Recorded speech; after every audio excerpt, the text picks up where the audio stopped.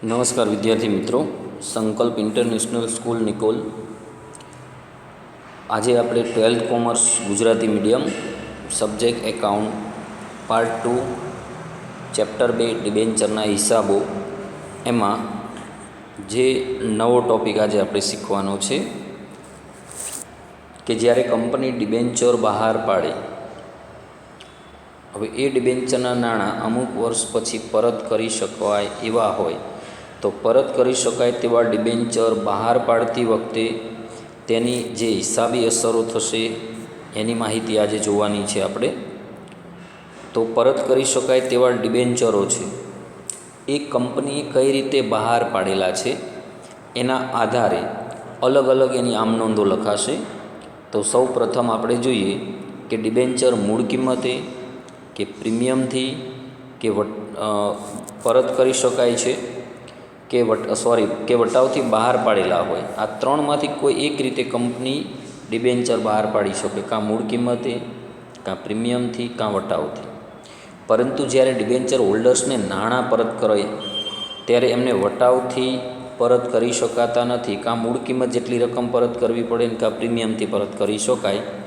વટાવથી debenture પરત કરી શકાતા નથી.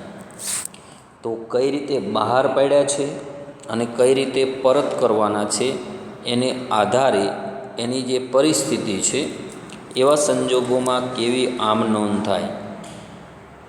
તો આ રીતે આપણે સૌ પ્રથમ જોવા જઈએ તો મૂળ કિંમતે પરત કરવાના હોય, જ્યારે ડિબેન્ચર તેની મૂળ કિંમતે પરત કરવાના હોય તેવા સંજોગોમાં ડિબેન્ચર બહાર પાડતી વખતે કોઈ વધારાની અસર સાથે આમનોંધ પસાર કરવામાં નથી આવતી.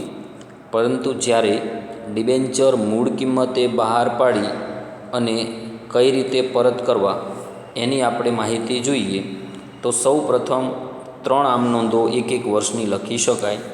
પહેલાં આપણે જોવાની પરિસ્થિતિ અથવા શરત, પછી ડિબેન્ચર બહાર પાડતી વખતે જે આમનોંધ આપણે રેગ્યુલર લખતા એ જ થશે, ડિબેન્ચર પરત કરતી વખતેની નોંધ અને ડિબેન્ચર હોલ્ડરોને ચૂકવણી કરતી વખતની આમનોંધ. આવી 3 પરિસ્થિતિમાં આમનોંધ કેવી લખાય એની માહિતી આપણે જોવાની છે. તો પહેલું આપણને કહ્યું છે કે ડિબેન્ચર મૂળ કિંમતે બહાર પાડી મૂળ કિંમતે પરત કરવાના હોય ત્યારે. એનો મતલબ કે 100 રૂપિયાનું ડિબેન્ચર કંપની 100 રૂપિયામાં બહાર પાડે તો મૂળ કિંમતે બહાર પાડ્યા કહેવાય. અને અમુક વર્ષ પછી પાછા આપવાના થાય નાણાં ત્યારે પણ તેઓ 100 રૂપિયા લેખે નાણાં પરત કરે, એને શું કહેવાય? મૂળ કિંમતે બહાર પાડી મૂળ કિંમતે પરત કરવાના. તો ત્યારે આપણે ડિબેન્ચર બહાર પાડવાની આમનોંધ આવી લખતા બેંક ખાતે ઉધાર, તે ડિબેન્ચર અરજી અને મંજૂરી ખાતે જમા. અહીંયા એવું માનવાનું કે બધી રકમ કંપની એક સાથે મંગાવી લે છે.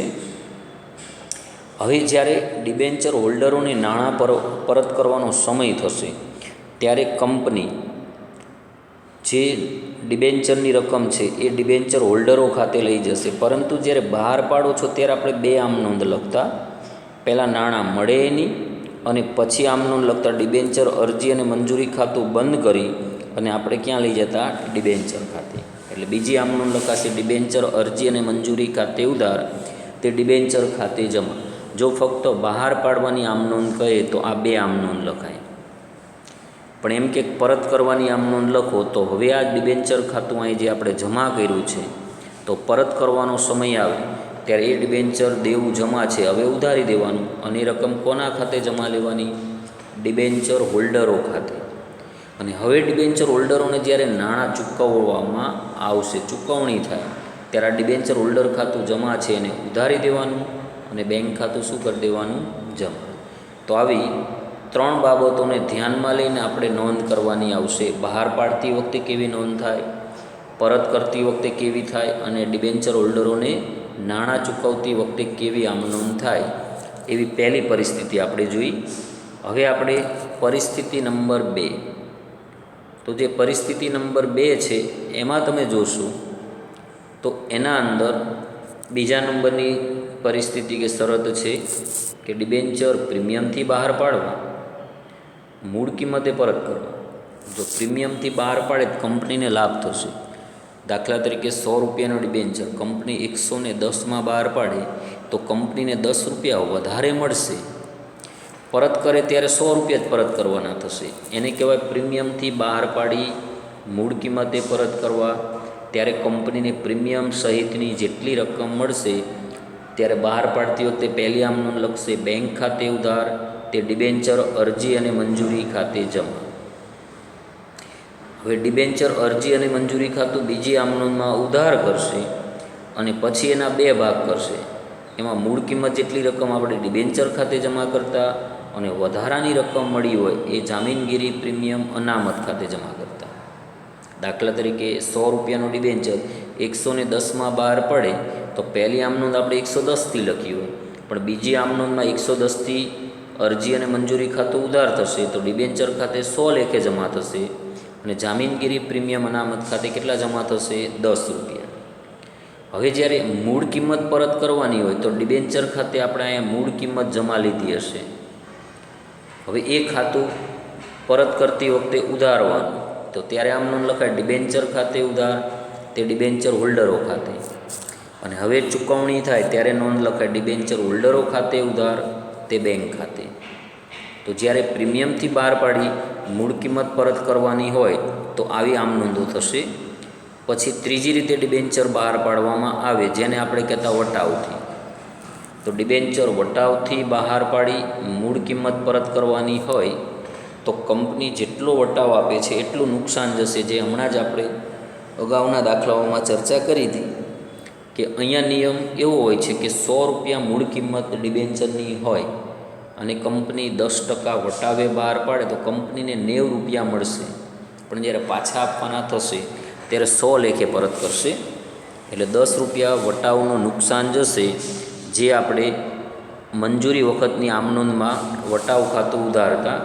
તો અહીંયા કંપની બહાર પાડતી વખતની પહેલી આમ નોંધ લખશે બેંક ખાતે ઉધાર, તે ડિબેન્ચર અરજી અને મંજૂરી ખાતે એ 90 રૂપિયા લેખે કંપનીને નાણાં મળશે એની લખશે. હવે જ્યારે બીજી આમ નોંધ લખશે ત્યારે જેટલું અરજી અને મંજૂરી ખાતું પહેલી આમ નોંધમાં જમા છે એટલાથી ઉધાર થશે.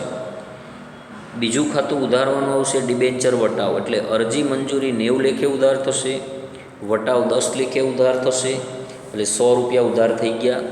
સામે ડિબેન્ચર ખાતું 100 લેખે જમા થશે. કંપની ઉપર દેવું તો 100નું જ થયું, ભલે 90 મળ્યા. પરત કરતી વખતે આમ નોંધ એના જ લખાશે ડિબેન્ચર ખાતે ઉધાર, તે ડિબેન્ચર હોલ્ડરો ખાતે જમા. અને નાણાં ચૂકવતી વખતે ડિબેન્ચર હોલ્ડરનું ખાતું ઉધારી અને બેંક ખાતું શું કરવાનું? જમા. એટલે મૂળ કિંમતે બહાર પાડી, પ્રીમિયમથી બહાર પાડી અને વટાવથી બહાર પાડી અને મૂળ કિંમતે પરત કરવાના હોય ત્યારે એવી પરિસ્થિતિઓમાં આ 3 પ્રકારની આમ નોંધો થઈ શકે. હવે આપણે જોવાનું છે નવો ટૉપિક એનો જ. એમાં તમને કીધું છે કે જ્યારે ડિબેન્ચર મૂળ કિંમતે કે પ્રીમિયમથી કે વટાવથી બહાર પાડ્યા હોય અને પ્રીમિયમથી પરત કરવાના હોય, 3માંથી કોઈ પણ રીતે બહાર પાડેલા હોય અને રકમ કઈ રીતે પરત કરવાની હોય? પ્રીમિયમથી. તો ત્યારે કેવી આમ નોંધ થશે એને લગતી માહિતી આપણે જોવાની છે. તો અહીંયા સૌ પ્રથમ આપણે જોઈએ કે ડિબેન્ચર પરત કરતી વખતે આપવાનું થતું પ્રીમિયમ એ કંપની માટે નુકસાન અથવા ખોટ છે. ધ્યાન રાખજો, અને એને મૂડી ખોટ કહેવાય અથવા મૂડી નુકસાન કહેવાય.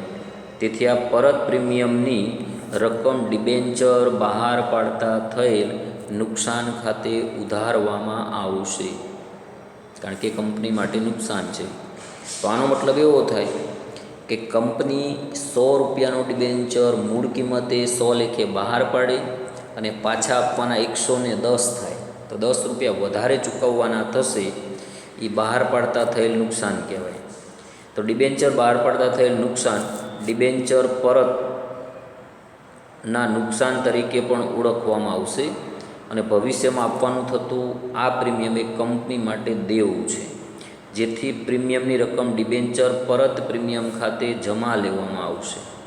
આ દેવું છે. એટલે તો વિદ્યાર્થી મિત્રોને ધ્યાનમાં એ રાખવાનું છે કે ડિબેન્ચર બહાર પાડતી વખતે મંગાવેલ પ્રીમિયમ એ જામીનગીરી પ્રીમિયમ અનામત છે, એ કંપની માટે મૂડી નફો છે. અને પરત પ્રીમિયમ છે એ કંપની માટે ખોટ અથવા નુકસાન છે.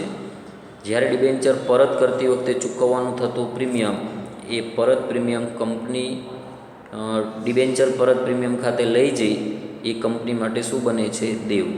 તો જ્યારે ડિબેન્ચર પ્રીમિયમથી પરત કરવાના હોય ત્યારે જુદી જુદી પરિસ્થિતિમાં કેવી આમ નોંધ થાય એ હવે આપણે જોવાનું છે. તો પહેલી શરત અને એની આમ નોંધ. તો પહેલી શરત અને એની આમ નોંધ આપણે જોઈએ તો એમાં તમને કહ્યું છે કે જ્યારે ડિબેન્ચર મૂળ કિંમતથી બહાર પાડ્યા હોય અને પ્રીમિયમથી પરત કરવાના હોય, તો પહેલાં તો આપણે મૂળ કિંમતે બહાર પાડીએ એટલે બહાર પાડવાની આમ નોંધ તો આપણે રેગ્યુલર લખતા જ. બેંક ખાતે ઉધાર, તે ડિબેન્ચર અરજી અને મંજૂરી ખાતે. પછી આપણે બીજી આમ નોંધ લખતા ડિબેન્ચર અરજી અને મંજૂરી ખાતે ઉધાર, તે ડિબેન્ચર બહાર પાડતા થયેલ નુકસાન ખાતે ઉધાર, તે ડિબેન્ચર ખાતે, તે ડિબેન્ચર પરત પ્રીમિયમ ખાતે. તો આ રકમથી જે ખાતા ઉધાર જમા થયા એ જેટલું પ્રીમિયમ વધારે ચૂકવવાનું થશે એટલાથી થાય. બાકી ડિબેન્ચર અરજી અને મંજૂરી ખાતું ને આ ડિબેન્ચર ખાતું છે એ મૂળ કિંમતથી ઉધાર જમા થશે. એટલે અહીંયા ધ્યાન એ રાખવાનું છે કે અરજી અને મંજૂરી વખતે ઉધાર કરેલી રકમ મૂળ કિંમતથી ઉધારવાની, અને જ્યારે તમે જે ડિબેન્ચર બહાર પાડતા થયેલ નુકસાન અને પરત પ્રીમિયમની રકમ છે એ વધારાની રકમ જે પરત કરવાની છે એ પ્રીમિયમની રકમથી નોંધ થશે. ત્યાર પછી જોવા જઈએ તો એની બીજી નોંધ ડિબેન્ચર પરત કરતી વખતે. હવે જ્યારે ડિબેન્ચર પરત કરવાના થાય તો ત્યારે આપણે આમ નોંધ ડિબેન્ચર ખાતું જે જમા હતું, પરત પ્રીમિયમ ખાતું જમા હતું પહેલી આમ નોંધમાં, એ બંને ઉધારવાનું અને ડિબેન્ચર હોલ્ડરો ખાતે શું કરવાનું? જમા. હવે જ્યારે ડિબેન્ચર હોલ્ડરને નાણાં ચૂકવવામાં આવે તો ચૂકવો ત્યારે ડિબેન્ચર હોલ્ડર ખાતે ઉધાર ને બેંક ખાતે જમા. એ કુલ ચૂકવેલ રકમથી નોંધ થશે. ત્યાર પછી તમે જોઈ શકો છો કે જ્યારે ડિબેન્ચર પ્રીમિયમથી બહાર પાડ્યા હોય અને પ્રીમિયમથી પરત કરવાના હોય, એટલે અહીંયા મતલબ એવો થશે કે કંપની ડિબેન્ચર 100 રૂપિયાનો 110 લેખે બહાર પાડે અને 10% પ્રીમિયમથી પરત કરવાનું પાછું 110 લેખે ફરી પરત કરે છે, એટલે 10 રૂપિયા વધારે ચૂકવે ત્યારે આપણે આમ નોંધ લખવી પડે બેંક ખાતે ઉધાર, તે ડિબેન્ચર અરજી મંજૂરી ખાતે, પણ આ મૂળ કિંમત પ્લસ પ્રીમિયમની રકમથી નોંધ થાય. બીજી આમ નોંધ લખો ત્યારે ડિબેન્ચર અરજી અને મંજૂરી ખાતે ઉધાર, ડિબેન્ચર બહાર પાડતા થયેલ નુકસાન ખાતે ઉધાર, તે ડિબેન્ચર ખાતે એ મૂળ કિંમત આવશે, તે જામીનગીરી પ્રીમિયમ અનામત ખાતે જે બહાર પાડતા જે પ્રીમિયમ હતું મળેલ એનાથી લખાશે, તે ડિબેન્ચર પરત પ્રીમિયમ ખાતે જે પરત કરતી વખતે વધારાનું પ્રીમિયમ આપવાનું છે એનાથી નોંધ થશે. એટલે આ ખાતું જે ડિબેન્ચર પરતનું નુકસાન ખાતું અને પરત પ્રીમિયમ ખાતું એ બે રકમ સરખી આવે. ચલો છેલ્લી આમ નોંધ આપણે જોઈએ કે જ્યારે ડિબેન્ચર વટાવથી બહાર પાડી અને પ્રીમિયમથી પરત કરવાના હોય તો વટાવ એ કંપનીને નુકસાન છે, એટલે ડિબેન્ચર બહાર પાડતી વખતે નોંધ થશે બેંક ખાતે ઉધાર, તે ડિબેન્ચર અરજી અને મંજૂરી ખાતે એ રકમ મૂળ કિંમતમાંથી વટાવ બાદ કર્યાની રકમથી લખાય. બીજી આમ નોંધ લખો ત્યારે ડિબેન્ચર અરજી મંજૂરી ખાતું ઉધાર, ડિબેન્ચર વટાવ ખાતે ઉધાર, ડિબેન્ચર બહાર પાડતા થયેલ નુકસાન ખાતે ઉધાર, તે ડિબેન્ચર ખાતે, તે ડિબેન્ચર પરત પ્રીમિયમ ખાતે. આ બધી બાબતો જે છે કઈ કઈ રકમ લખાય એની માહિતી છે. તો આ રીતે જ્યારે પણ કંપની ડિબેન્ચર કઈ રીતે બહાર પાડે છે એને લગતી તમને માહિતી આપેલી હોય એની પહેલાં આમ નોંધો આપેલી છે, મેં બધી સમજાવી, તો એને પહેલાં ધ્યાનથી તમે અભ્યાસ કરશો તો તમને આવડશે. તો હવે પછીના દાખલા 4 ગણવાના છે તમારે. એ 4 દાખલા આ ટૉપિકને આધારિત છે. તો હું આશા રાખું છું કે પહેલાં તમે આમ નોંધો કમ્પ્લીટ કરશો, પછી આપણે નેક્સ્ટ લેક્ચરમાં અગાઉના દાખલાની ચર્ચા કરીશું.